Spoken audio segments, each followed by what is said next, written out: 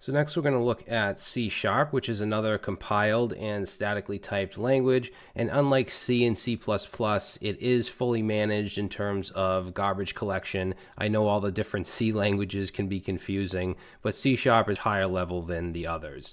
It is object-oriented, much like Java. In fact, a lot of the syntax is or looks similar to Java in my opinion. I've used both. I would most likely suggest C Sharp over Java though. You have the .NET framework which C Sharp can use. You can also use the Visual Basic language as well as F Sharp with the .NET framework. C Sharp is typically called a compiled language, but it isn't compiled directly to machine code. It's compiled into something called IL, or C Sharp Intermediate Language. And C Sharp also uses the CLR, or Common Language Runtime environment. So it is compiled, there's just a little more abstraction to the process. C Sharp is used for desktop applications, especially Windows apps. Microsoft did create C Sharp and .NET. So they're great tools for building on Windows. C Sharp is also used for web development. You have the ASP.NET MVC framework. It can also be used for gaming along with Unity, and mobile apps along with Xamarin. I think C Sharp and .NET is an excellent choice for a tech stack for many different purposes. Microsoft's Visual Studio IDE is used to build C Sharp apps, but C Sharp is also one of the languages that it was built with, including VB.NET. So next we're going to look at Go, or Golang, which is an extremely powerful open source language supported by Google. It's a compiled statically typed language used for a lot of different things, and it's really known for being very fast and scalable. And it has a very robust standard library as well. Many parts of Go are inspired by other languages. For example, it borrows static typing and runtime efficiency from C, and its readability and usability from Python and JavaScript. So one thing I see over and over when it comes to Go programming is, like I said, it has a very robust standard library, and when talking about web development, usually you'd use a back-end framework with these types of languages if you want to build some kind of REST API or something. But with Go, you actually don't need a framework for something like that in many cases. There are frameworks available, but like I said, it just has a great standard library that comes with it.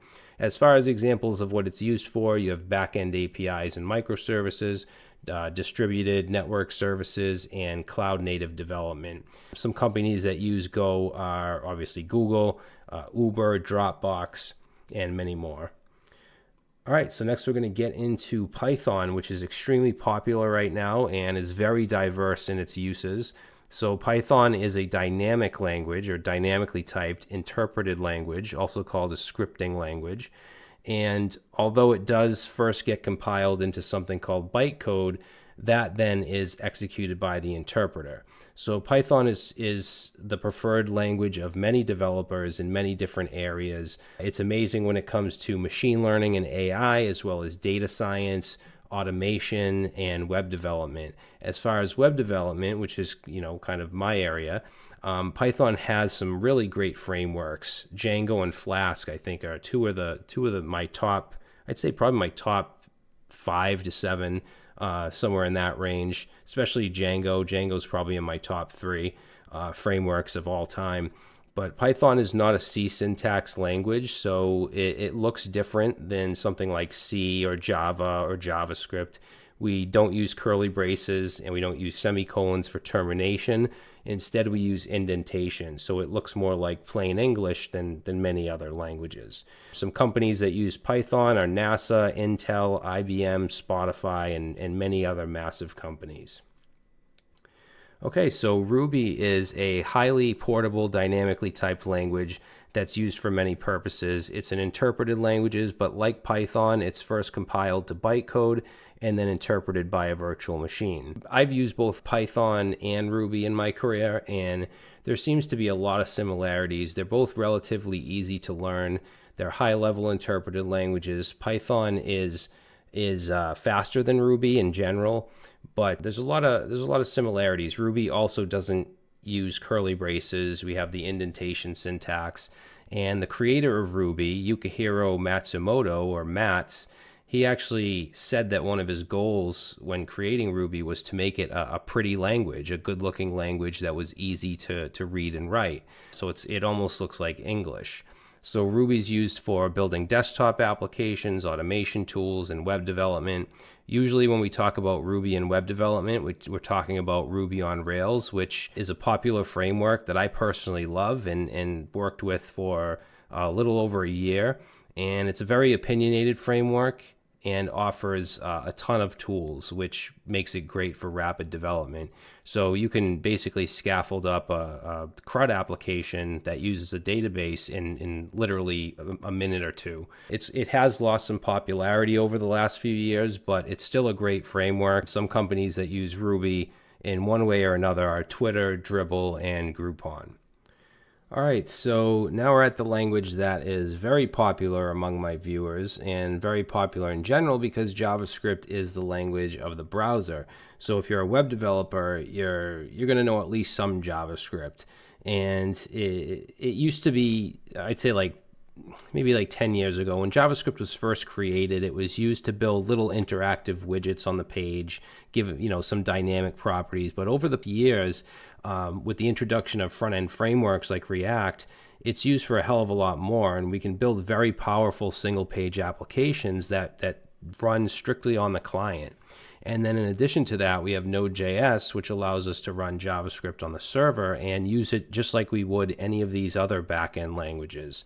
And many full-stack developers, including myself, prefer Node.js over other back-end solutions because they like to have the same language on the back end as they do on the front end. Node.js is also extremely fast and well, at least for a lot of different tasks, it's very fast, and it has a great ecosystem with NPM, which is the Node Package Manager. So JavaScript is an interpreted scripting language that by default is dynamic, but if you want, you can use TypeScript, which is a superset of JavaScript that adds static typing. So front-end JavaScript is used by just about every company that does anything in the browser, and Node.js or back-end JavaScript is used by companies like NASA, PayPal, Medium, and Netflix. We also have technologies like React Native that lets us use JavaScript to build mobile applications. And then we have Electron, as well as some other frameworks that allow us to use JavaScript to build desktop applications. In fact, VS Code is built with JavaScript, as well as some other popular desktop apps, such as Postman and Slack. So JavaScript is absolutely everywhere, which is another reason that I love it. All right, so next we're going to look at PHP, which is actually the first language that I really learned. Java was the first language that I ever used, but I stopped when I decided to go into web dev because PHP was so popular at the time. So PHP is a dynamic scripting language that is used to build static and dynamic websites and web apps. And what's really cool about PHP and makes it very practical for web developers is that you can embed PHP directly with HTML. And that makes it easy to add functionality to websites without having to call external files. So PHP can be used as a procedural language or as an object-oriented language. The syntax can sometimes be pretty messy. I think that it gets a lot of flack for that. So I do prefer to use it in an object-oriented way. I think that makes it much cleaner. There are some great frameworks, web frameworks for PHP, such as Laravel. And there's all types of open source tools like WordPress, which is a blogging platform, or a CMS. So PHP is great for making things fast, which makes it really popular in the freelancing community as well as small businesses. There's quite a bit of hate online towards PHP, but it's getting better. Part of the reason of that is I think PHP is getting better now with version 8. And it's usually from people that never really worked with it or haven't worked with it for a while, or have never worked as a freelancer or outside of a big company on a team. Because again, PHP is great for just building things fast and getting products out there. All right, so Swift is a general purpose compiled language developed by Apple and is mostly used to develop applications for iOS, iPadOS, macOS, and any other device that Apple creates. It's relatively easy to learn and it's extremely fast. iPhone applications used to be created mostly with a language called Objective-C, but most are built with Swift these days. And I believe Apple has stated that Swift is about 2.5 times faster than Objective-C. So if you're looking or thinking of going into native iOS apps or Mac OS, Swift is one of your main choices. Like I said, Swift is very fast and it's first compiled into something called Swift Intermediate Language and then into machine code, from what I understand. And companies like Uber, Robinhood, and Lyft all use Swift in their tech stacks. All right, so obviously there's other programming languages out there, but I think that these are some of the most popular ones, at least at this time. And as you can see, they're all very different. So what I would suggest is just look at what you want to do in tech and find the language that best suits you. You may have to try a few languages, but that's fine. Even if you learn, let's say, the basics in Ruby, if you switch to Python, there'll be a lot that you can grasp very quickly because of what you learned in Ruby. And a lot of it comes down to syntax. But I also wanted you to just get familiar with what high-level languages are and Thank you for low-level and watching. If you enjoyed this static and video and dynamic found it typing and helpful, all please that good like, stuff. follow, and subscribe to my channel for more tips, tutorials, and insight about programming. Stay tuned for more content and see you in the next video.